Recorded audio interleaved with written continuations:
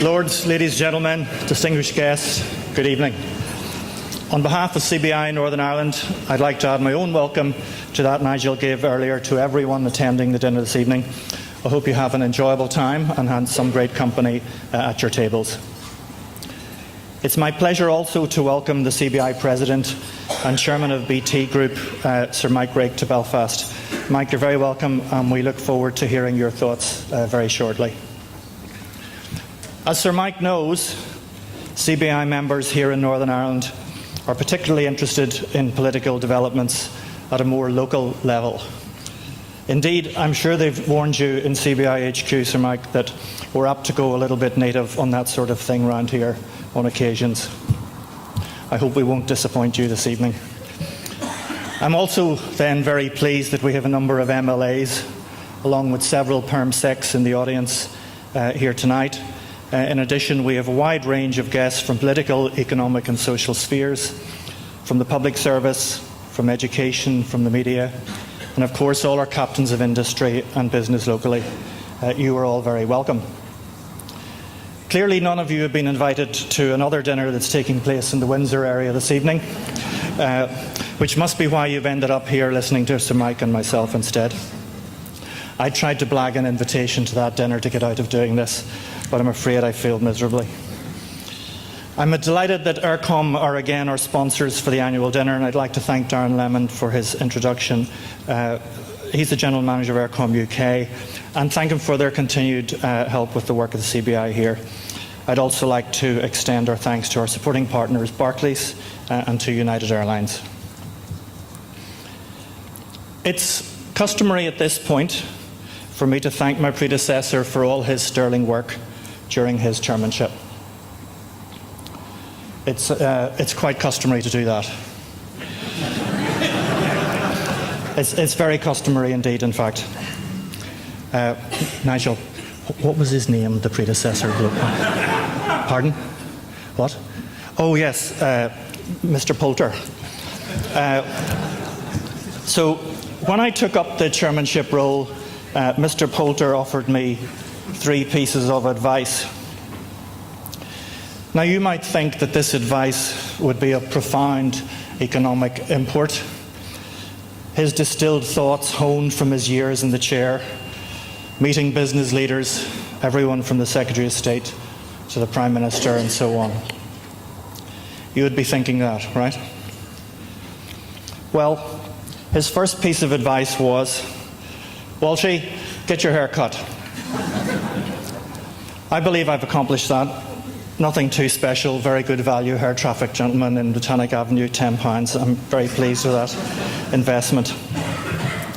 His second piece of advice, and a real pearl of wisdom, was, don't take any crap from Nigel. I think he was referring to Nigel Smith. Now, I don't really know what went on between him and Nigel. Nigel doesn't like to talk about it very much. But Nigel and I have been getting on just fine, haven't we, Nigel? Haven't we, Nigel? Louder now. His final piece of advice was, get the corporation tax. Well, more about that later. So that was it. My induction was over. I was left to carry on. I've hardly seen him since until this evening. Actually, ladies and gentlemen, none of that's true. Ian did a fantastic job, and we're all in his debt for the phenomenal work that he did during his 2 years in the chair.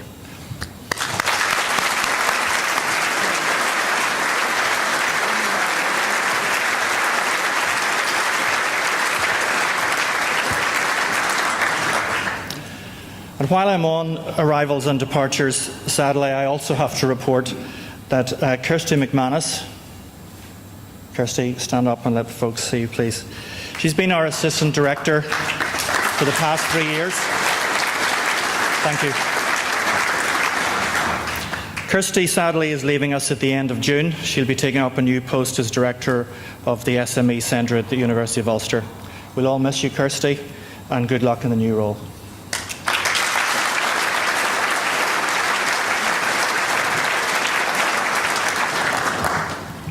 Anyway, I thought this evening it would be good for me to lead off with what seems to me to be some very serious matters. I'm referring, of course, to the proposed ridiculous tax on reusable shopping bags and the complete lack of measures in the budget favouring fund managers in the venture capital industry. And I have some very good notes prepared on those topics, very weighty matters. However, Kirsty says if I do that, she will cut the microphone. She says I have to stick to the CBI policy points that I've been given instead. Actually, the two lots of notes have become somewhat confused over the last couple of days. I'm not quite sure what I have anymore. We'll just have to see what happens. So, ladies and gentlemen, with the CBI forecasting economic growth in the UK this year of 2.6% and the IMF this week even higher, there's a palpable sense of a national economic picture which is as positive as we have seen for the past 6 years. Here in Northern Ireland, the recovery is also underway, though adjusting to lower public expenditure and to the property overhang from the bubble years may lead to somewhat lower growth rates here. But there is a confidence across a range of business sectors that we have not seen for some time. Even the housing market is showing signs of life. There have been some notable investment announcements by local businesses in recent months, and InvestNI has had a terrific run lately on the inward investment front. Today's job announcement from Concentrix is terrific news, and credit must go to Invest for its Job Fund initiative that has played a key role in delivering this major investment. We welcomed the introduction in the budget of a pilot enterprise zone for Northern Ireland, but this must not distract from the campaign to secure the devolution of corporation tax powers to the Northern Ireland Assembly. This must remain our primary focus in both the business and political communities in the run-up to the Prime Minister's decision on this in the autumn. Other initiatives must not take away the attention from that fundamental goal, which is the only policy lever capable of delivering the transformation our economy needs, and to further energise Invest's FDI pitch by bringing us into parity with what the Republic of Ireland is offering. As we emphasised from the beginning of this debate, it will not be enough to simply lower our rate. It's crucial that many other issues are aligned with the needs of potential investors, both international and indigenous, so as to maximise the potential a lower rate will offer. More about that in a moment. Meanwhile, access to finance has improved markedly during the past year. While some challenges remain, our banks have mostly returned to lending to a greater or lesser degree. White Rock's Growth Loan Fund has played an important role in bridging the gap and coaxing the main banks back to the SME lending table. As confidence recovers, loan applications are increasing, and prospective borrowers are getting to grips with the stricter lending conditions that are now rightfully being applied. Access to equity capital has also improved, with 2 new development capital funds run by Kernel Capital and my own firm Crescent Capital now up and running. Ours, of course, is better. A successor NIPSO fund is also getting started, as is a new EIS fund run by ourselves at Crescent, which is a first for Northern Ireland. InvestNI has delivered well here. The equity landscape has never been stronger, and entrepreneurs needing anything from £50,000 to 1.5 million now have a variety of sources to approach. For the first time ever, we have continuity, quantum, and competition across the various funding levels. At our recent CBI Council meeting in February, however, there was a palpable sense about another problem: our concern at the uncertainty being caused over the Scottish independence referendum in September. The CBI recently published its own response to this debate, which is categoric in its findings. The Scottish Government's economic plan for independence simply does not add up. We could not be any clearer. Scotland and the rest of the UK are better off together. I'm going to leave it to Sir Mike to comment in more detail, except to say that from CBI Northern Ireland's point of view, we can ill afford any barriers to trade with our biggest trading partner, Great Britain. the prospect of customs and tariffs, never mind currency issues, affecting the huge volume of goods and materials that are shipped daily between here and Great Britain via Scotland, does not even bear thinking about. Turning to our skills agenda, this fits strongly with the outcomes of some recent work we published about education and employer partnerships in Northern Ireland. The report showed an engagement between schools and employers that could best be described as ad hoc. Although we found some excellent examples of engagement, we've made several recommendations to make that engagement more structured.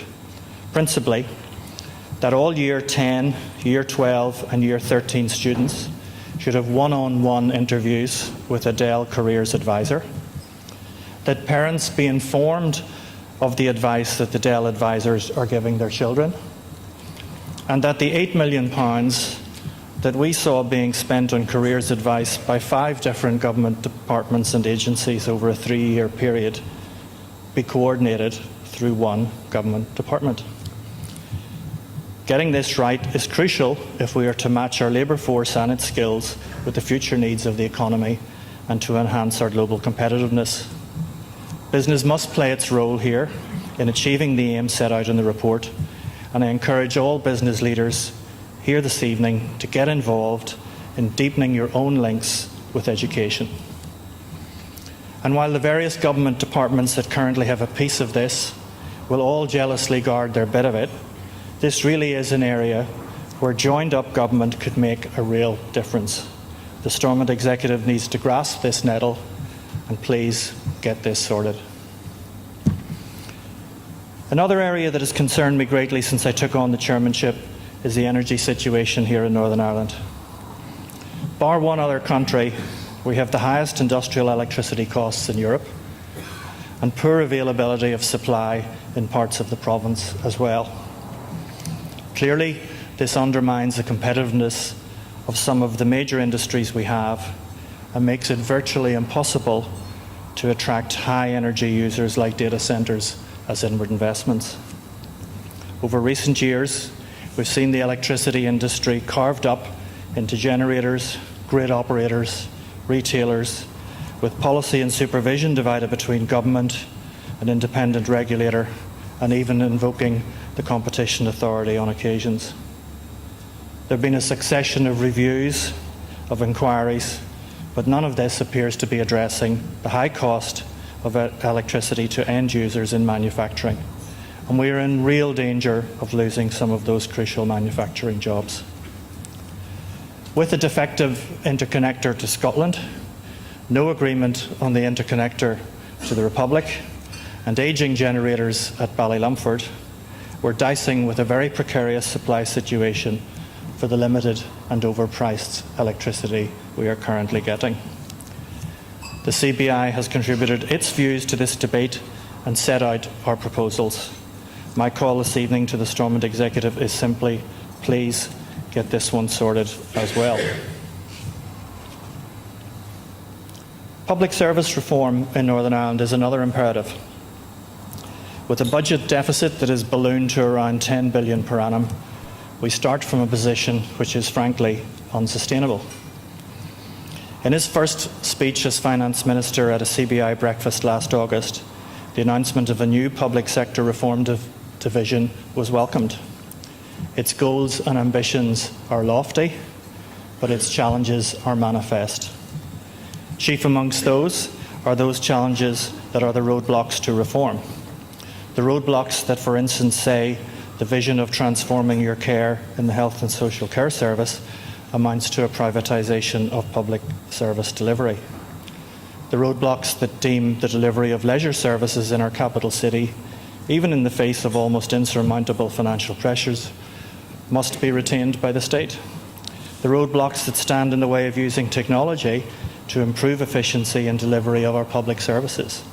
In Northern Ireland, we appear at times to adopt the philosophy that technological change is some sort of a threat.